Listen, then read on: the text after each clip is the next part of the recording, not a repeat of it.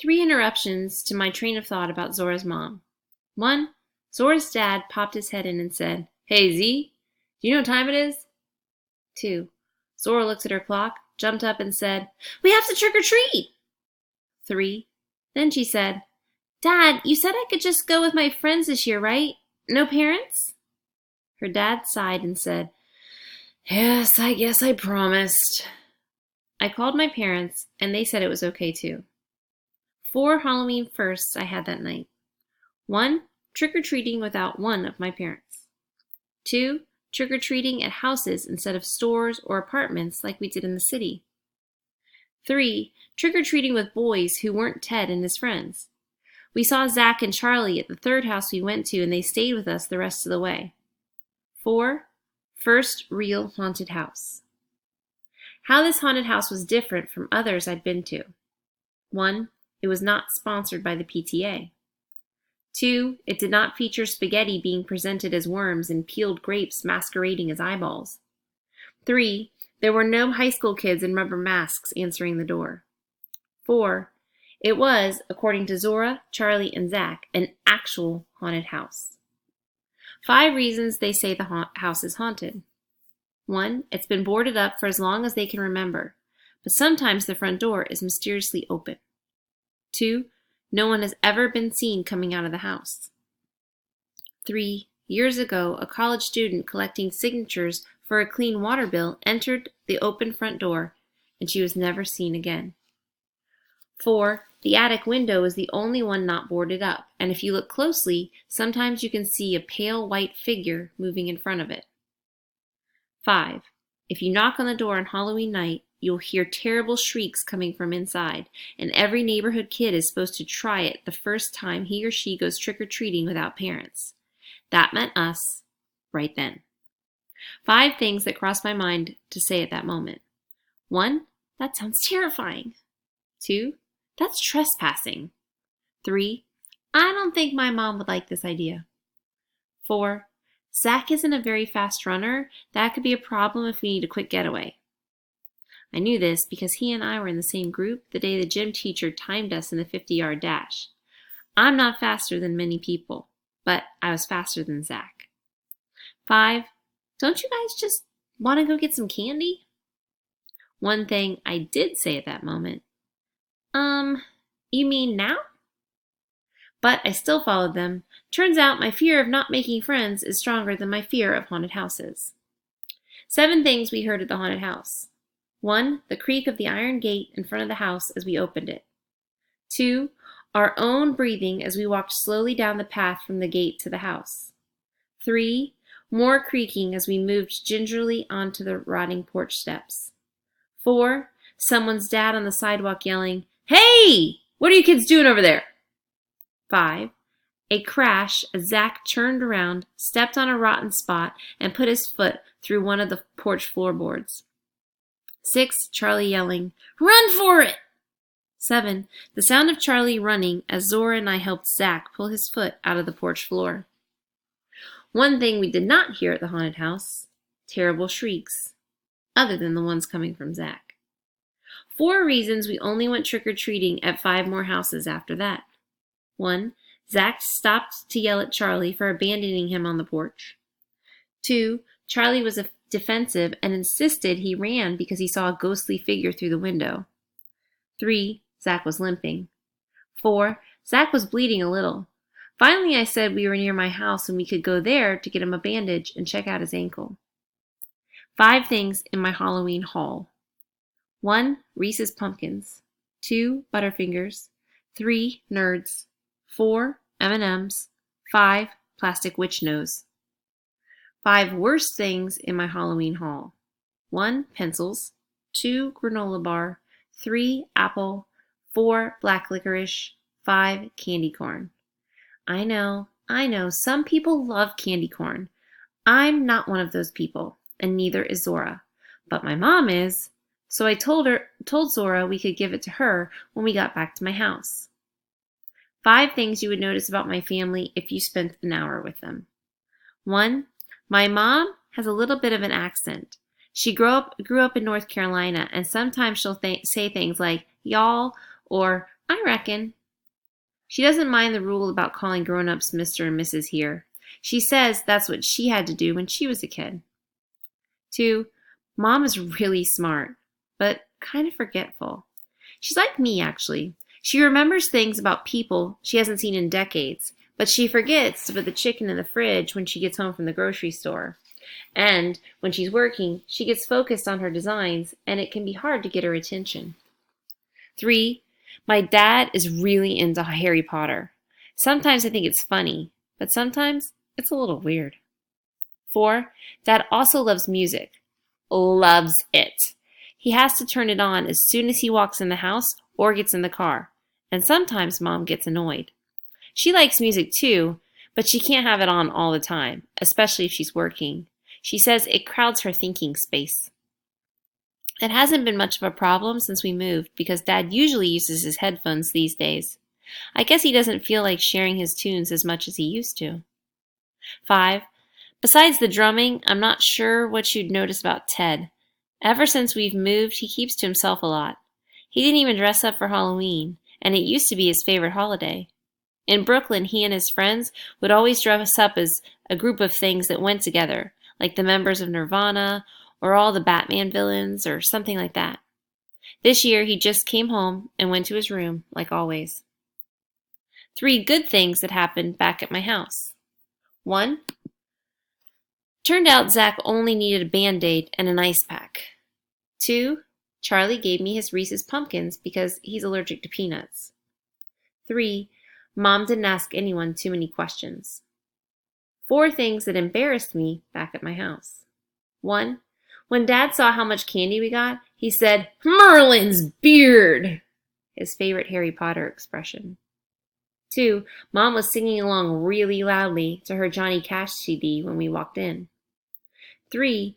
The carpet in the living room was partially ripped away, and you could see the gross plywood floor underneath.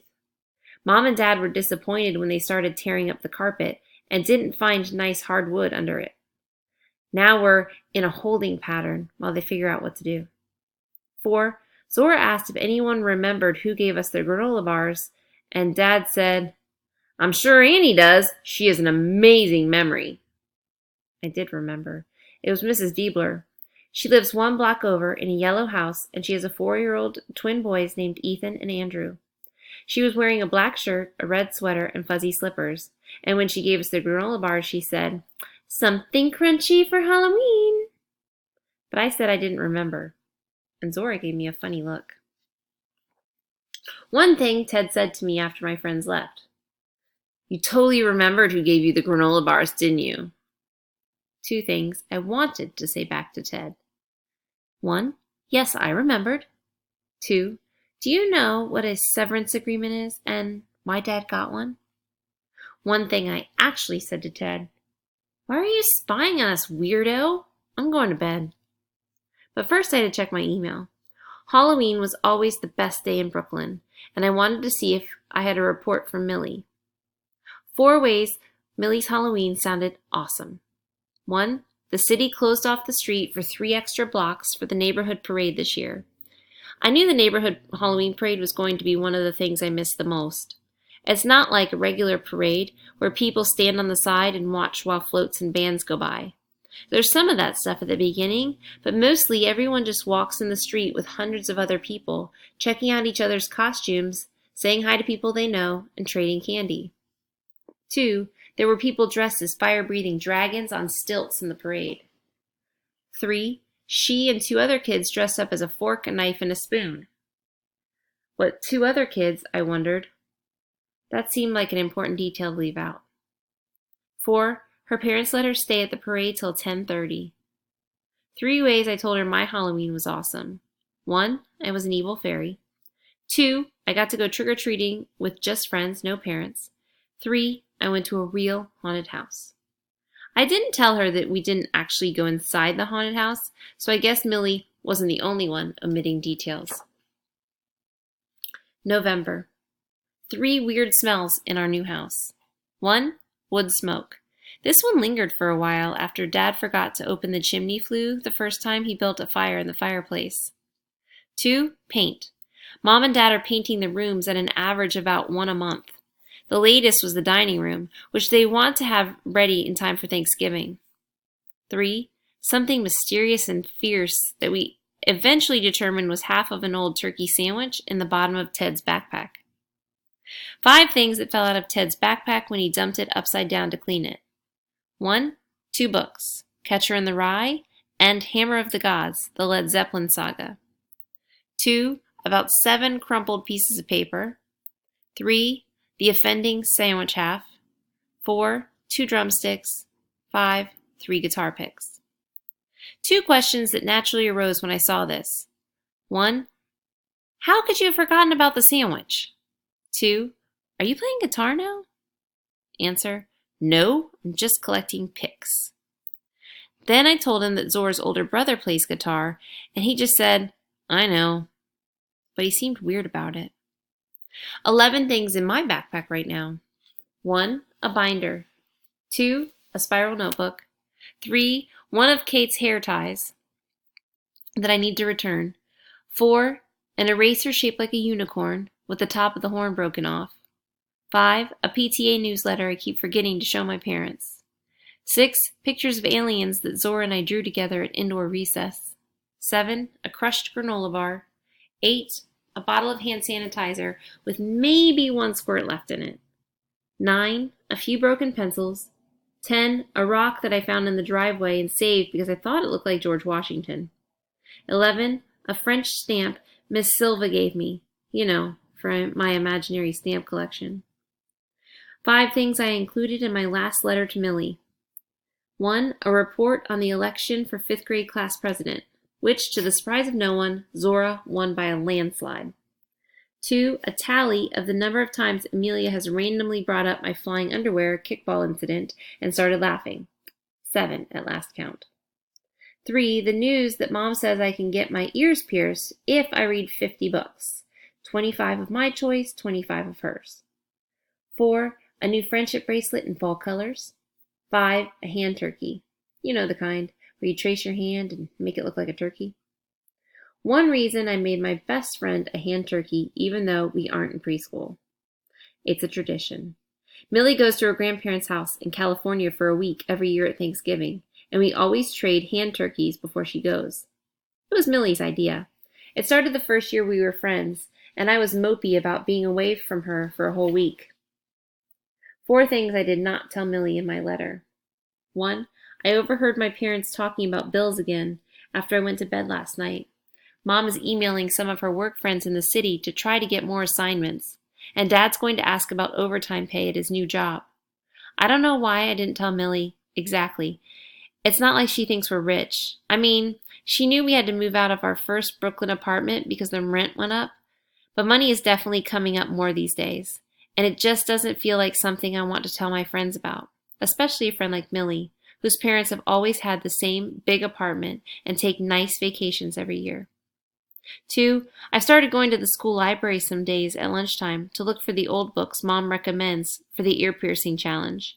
If Kate's there too, I talk to her and help her shelve books. I'm not sure why I didn't tell Millie about that. Maybe because we never would have hung out in the library voluntarily at our school in Brooklyn. With Kate, it's kind of fun, but it's hard to explain why. 3. One day when Zora and Kate were both out sick, I ate my lunch in the bathroom stall so I wouldn't have to sit with just Amelia and the boys. Charlie and Zach are nice, but they just don't make enough of a buffer between Amelia and me. 4. When I heard Amelia on the bus asking Zora if she could be her campaign manager for the class election, and Zora saying, "Sure," it made my stomach hurt for the rest of the ride home. Did I want to be the campaign manager?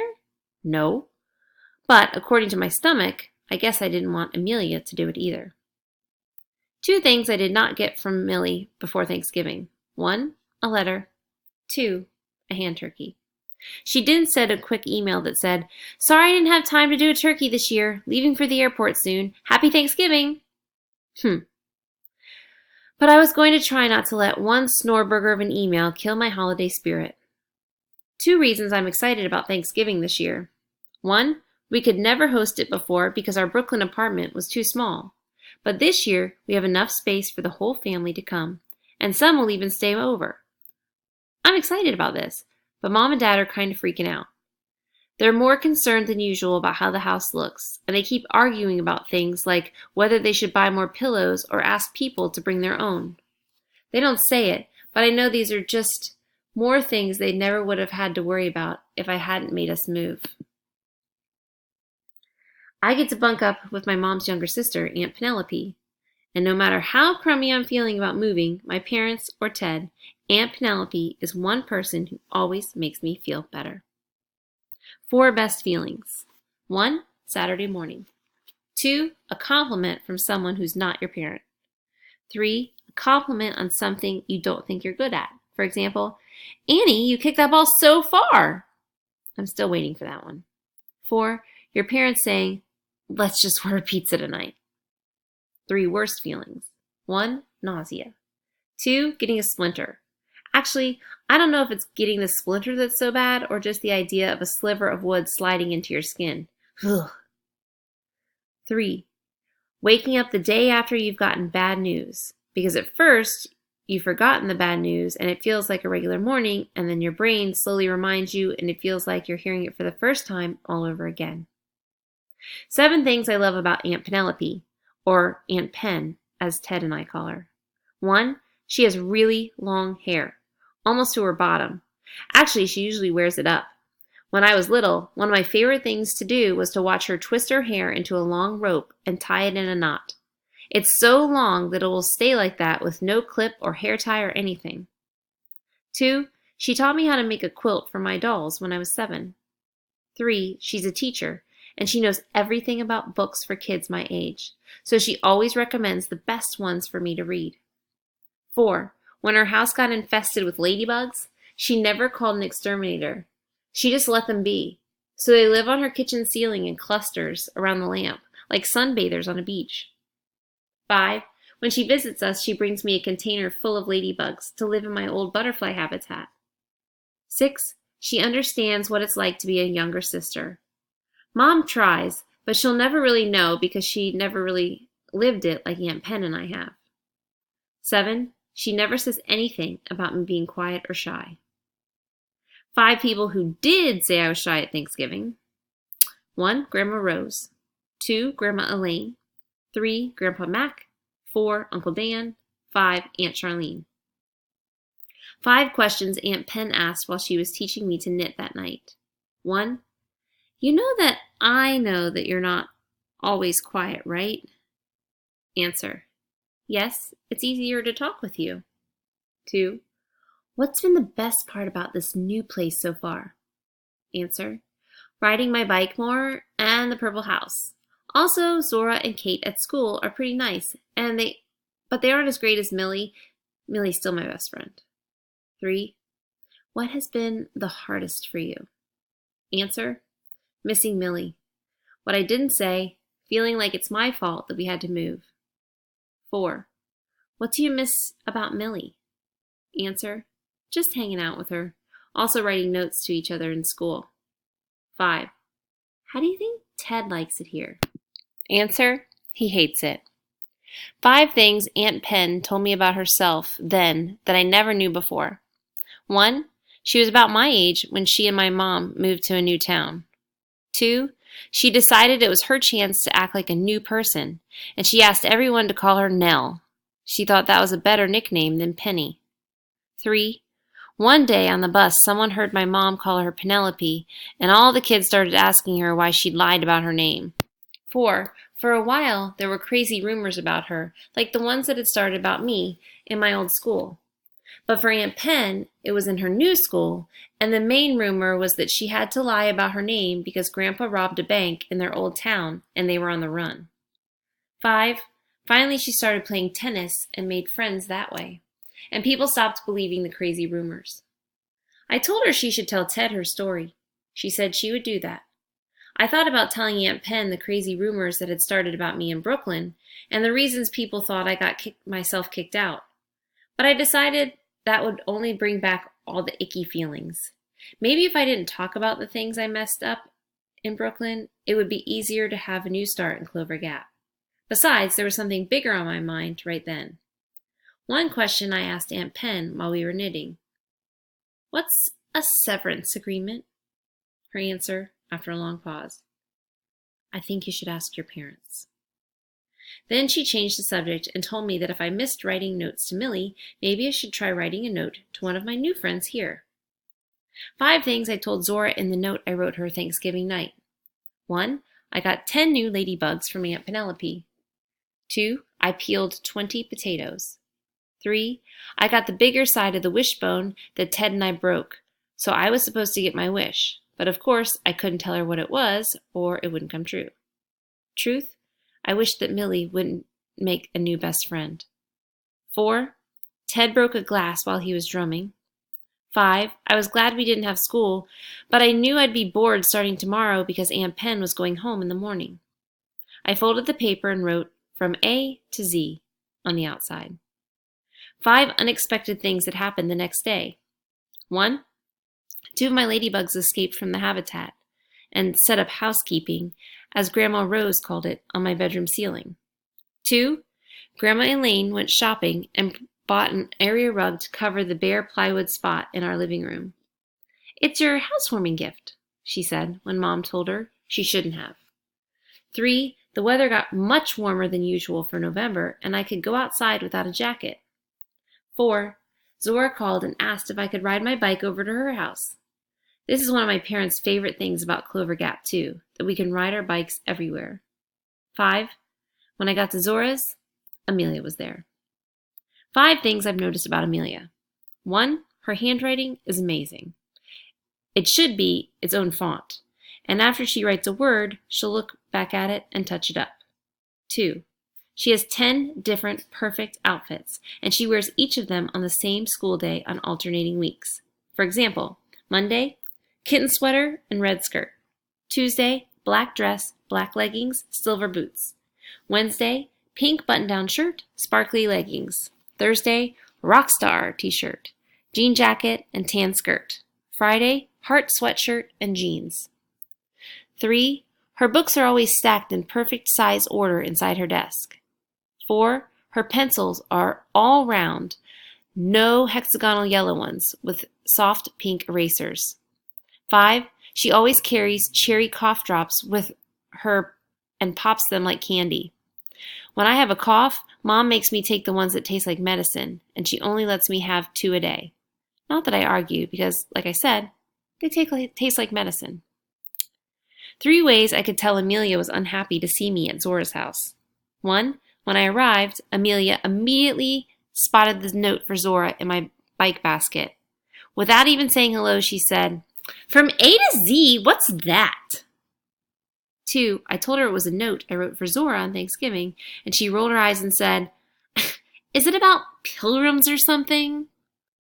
3. She spent the rest of the afternoon talking to Zora about people I didn't know and things that happened before I moved to Clover Gap. I was happy to go home and flop down on my bed with Finding Someplace, Aunt Pen's latest book recommendation, and my stuffed animals. Top 6 names for my stuffed animals. 1. Dalai Lama. 2. Kermit the dog. 3. Joy Kangaroo. 4. Disco Pig. 5. Menacing Venison. 6. Natasha. Ted says all of these sound like band names. Mom says that's a compliment coming from him and that I should take it. I think he's just trying to annoy me. Weird habits I've broken. 1. Biting my fingernails.